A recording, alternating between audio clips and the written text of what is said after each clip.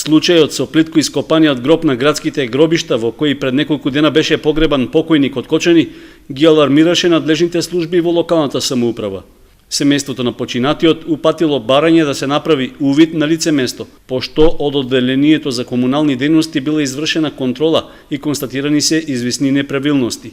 Од општината не соопштија какви мерки ќе бидат преземени за санирање на состојбата, но градоначалникот Димитровски оценува дека таа е резултат на тоа што не било возможено локалната самоуправа да формира свое погребно предпријатие, туку таквите услуги ги презеле приватни оператори.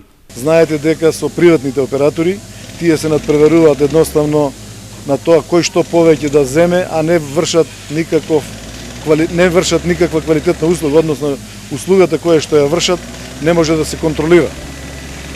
За жал, нашето погребално не доби лиценца од страна на надлежните власти и цените се зголемија, отидоа 3 пати поголеми од оние што се нормалните.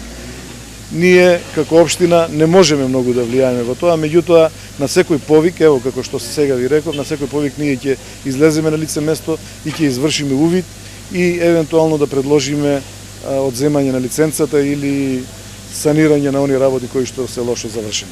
Формирањето на општинско, односно јавно погребално предпријатие во Кочани, според Димитровски, ќе овозможело локалната самоуправа да има контрола врз неговото работење, но и врз цените на услугите. Со тоа би се воспоставил извесен ред во хаосот, што сега е само на штета на граѓаните.